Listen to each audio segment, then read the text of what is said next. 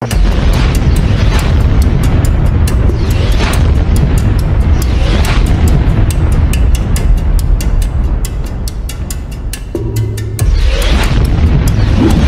tengah panasnya suhu geopolitik Timur Tengah, mimpi Israel untuk menghentikan program nuklir Iran seakan menjelma menjadi ambisi yang tak kunjung tercapai, bahkan tampak semakin jauh dari kenyataan. Berbagai operasi rahasia, pembunuhan ilmuwan, sabotase fasilitas nuklir hingga tekanan diplomatik internasional, semuanya telah dicoba. Namun hasilnya justru sebaliknya, Iran tidak hanya bertahan tetapi memperkuat posisinya, memperluas penelitiannya, dan yang paling mengejutkan, melahirkan ratusan ilmuwan nuklir baru. Menurut Menteri Luar Negeri Iran Abbas Araghchi, Benyamin Netanyahu keliru dan hanya bermimpi jika meyakini bisa melenyapkan kemajuan program nuklir Iran yang telah dicapai lebih dari 4 dekade. Araghchi menyebut para ilmuwan nuklir Iran telah melatih ratusan mahasiswa meskipun ada upaya Israel untuk menggagalkan program tersebut. Dalam konteks ini, banyak pengamat mulai menyebut bahwa Israel sedang mengejar ilusi, sebuah mimpi yang mengira program nuklir Iran bisa dihentikan dengan ledakan, tekanan, dan ancaman. Padahal realitas di lapangan menunjukkan bahwa setiap upaya yang dilakukan Tel Aviv justru mendorong Iran untuk melaju lebih kencang, lebih rahasia, dan lebih terorganisir dari sebelumnya. Israel bukan pemain baru dalam operasi penggagalan program nuklir Iran.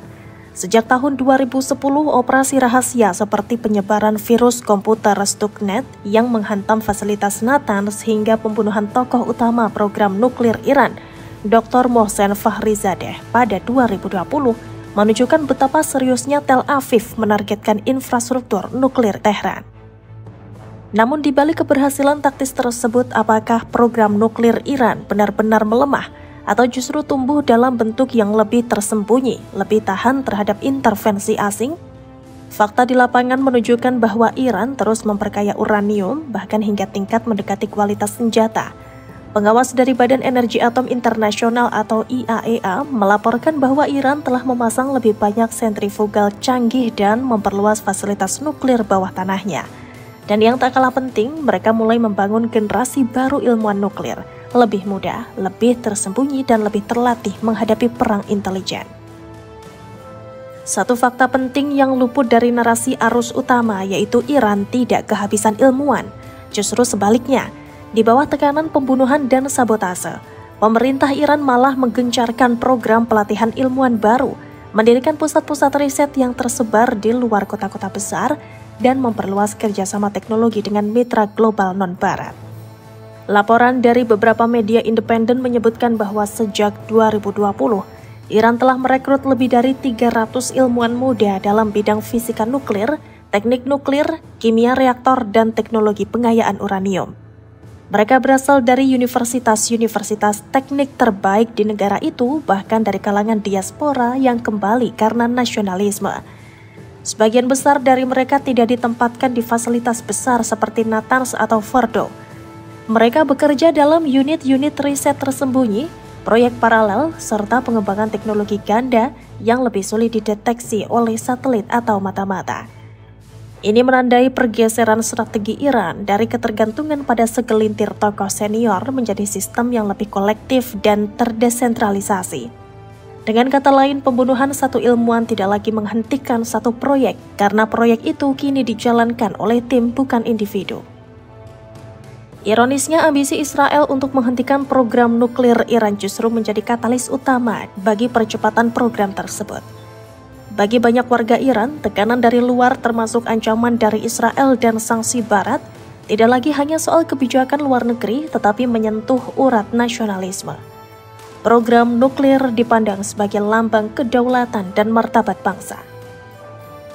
Setiap kali Israel melancarkan operasi rahasia, muncul reaksi nasional di Iran, bukan melemah tapi justru menguat. Pemerintah Iran memperkuat narasi bahwa musuh tidak ingin Iran maju secara ilmiah, dan narasi ini terbukti ampuh dalam mendorong ribuan mahasiswa untuk mengambil jalur sains dan teknik nuklir. Dalam konteks ini, Israel bukannya menghentikan program nuklir Iran, tetapi tanpa sadar menjadi salah satu faktor pendorongnya. Dinamika global juga sudah berubah. Israel dahulu bisa mengandalkan dukungan mutlak dari Washington untuk menekan Iran.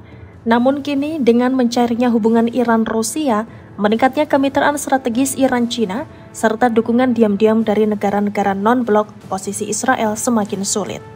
Iran tidak lagi terisolasi. Mereka menjual drone ke Rusia, minyak ke Cina, dan menjalin kerjasama teknologi dengan negara-negara yang muak dengan hegemoni Barat. Di tengah fragmentasi geopolitik ini, sulit membayangkan skenario di mana tekanan Israel bisa benar-benar menggagalkan program nuklir Iran tanpa konsekuensi internasional yang serius. Masalah terbesar mungkin bukan pada taktik Israel, tetapi pada persepsi strategis yang usang. Tel Aviv masih memandang program nuklir Iran dalam kerangka musuh yang bisa dilumpuhkan seperti pada tahun 1981 saat mereka membom reaktor Osirak di Irak. Namun Iran bukan Irak. Mereka belajar dari setiap intervensi dan merespon dengan cara yang lebih adaptif dan canggih. Israel juga tampaknya belum menerima kenyataan bahwa Iran tidak sedang membangun satu bom nuklir dalam satu laboratorium. Mereka sedang membangun kapasitas nuklir nasional, sebuah infrastruktur dan sumber daya manusia yang akan terus berkembang bahkan jika ada 10 serangan udara sekalipun. Inilah yang disebut oleh banyak analis sebagai nuklir latensi, kemampuan untuk membangun senjata nuklir kapan saja, tetapi tidak benar-benar memilikinya. Iran bermain di wilayah ini dengan sangat cermat, dan dengan ratusan ilmuwan baru yang siap mengisi celah jika satu gugur, game ini tidak akan selesai dengan cara-cara lama.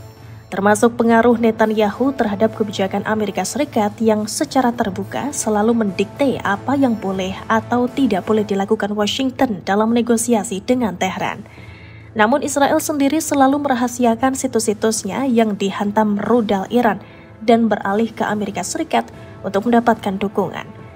Tapi walaupun Presiden Amerika Serikat Donald Trump tidak pernah secara eksplisit menentang keinginan Netanyahu untuk menyerang Iran lagi, dia tetap lebih memilih diplomasi. Mimpi Israel untuk menghapus program nuklir Iran secara permanen hanyalah ilusi. Karena program itu bukan lagi soal bangunan atau perangkat, tetapi soal pengetahuan, manusia, dan tekad. Dan sebagaimana sejarah membuktikan, pengetahuan tidak bisa dibom, ide tidak bisa dihilangkan dengan rudal. Israel bisa menyerang fasilitas, tapi tidak bisa membunuh generasi baru yang sedang dibentuk. Mereka bisa membungkam satu nama besar, tapi tidak bisa menghentikan semangat kolektif yang tumbuh dari tekanan dan ancaman. Justru tekanan itulah yang melahirkan ilmuwan-ilmuwan baru, lebih militan dalam sains, dan lebih terlatih untuk bergerak dalam bayangan. Dalam dunia yang terus berubah, Israel mungkin perlu mengubah pendekatannya, karena jika tidak, mereka hanya akan terus mengejar bayang-bayang, sementara Iran melangkah pasti ke masa depan yang mereka yakini sebagai hak mereka.